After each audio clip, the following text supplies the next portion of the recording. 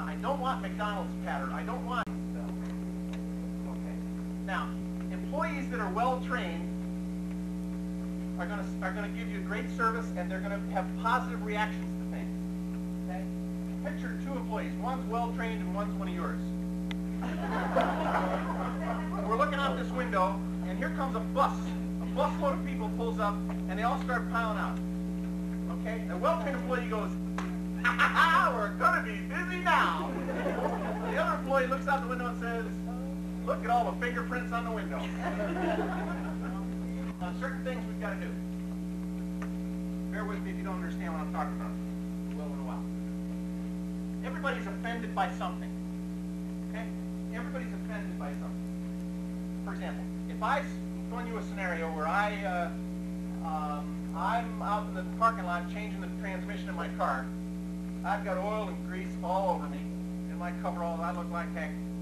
And I've got a terrible head cold. And the drool is running down my chin. It's really bad. And my shift starts at Subway. So I go into the store, and here comes the customer. Hi. You know, and then they tell me what they want, and I start debating it. I'm not feeling well today. I make that sandwich for him. That you would probably agree that customer will probably be offended. Probably. Okay. Everybody's offended by something. That's the concept. Some people are just more easily offended. Some people are so sensitive they can walk into a store, see me, well dressed, good uniform, big smile, me in front,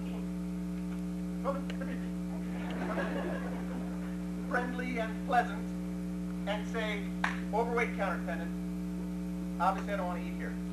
Some people, this is the way some people's minds think, okay? And they're right. If they believe it, it's true. Nothing I can do to change it. It's their belief, okay? Everybody's offended by something. The problem is, we've got to have lions in the store. So we have to minimize all, we need a break. I don't know if you know it. I can tell. We have to minimize the opportunities for offenses. We don't want to offend anybody that we don't have to. What are some things that offend people?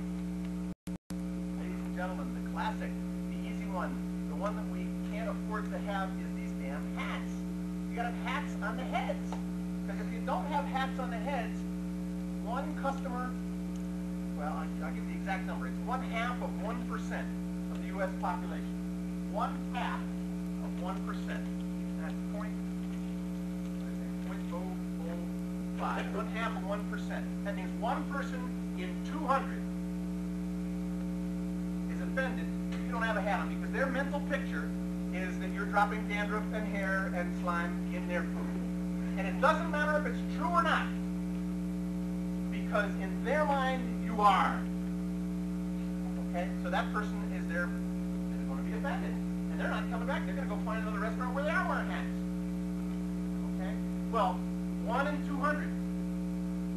I don't know what your sales volume is, but let's take a $3,600 a week. Well, bear with me in this store. Let's say this sells 1,200 sandwiches. It sells no soda, no chips, no cookies, nothing. It sells 1,200 sandwiches, $3 a piece, $3,600 a week. Lions are killing 1 in 200 of the donkeys. You just lost 6 customers that week. Your sales aren't going up because you killed 6 customers. Your sales are flat, or, heaven forbid, your sales are going down by something as simple as hats on the heads. Okay. Now, if you think hats on the head is important, you know what it is? Hand washing. Washing your hands after handling money, coming out of the back room. When you walk out of the back room, you could have been having your hands dipped in Clorox for 2 hours. And if you don't wash your hands in front of the customer, you didn't wash your hands, because they didn't see you wash your hands. For washing the hands, it's 1 in 25. 1 in 25 people is going to be offended, whether they say anything to you or not, by not washing your hands. That's a hell of a number, folks. I don't even know how to do that. That's a real high number. You're going to be out of business pretty soon.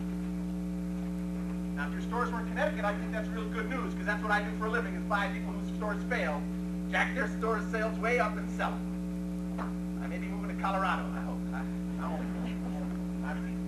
I got plenty of stores in Connecticut. They're rotten, pitty, nasty-looking stores to buy, believe me. Don't let your stores get that way. Oh, I got a compliment you. Of all the markets I've been to, on the average, this is the cleanest set of stores I have seen in the territory. Okay. Okay, now, more training. Going back to training. Hi. It works. Okay, establish that habit and it works. Do it 1,000 times and you'll have the habit established. What else do you do? Let me ask you.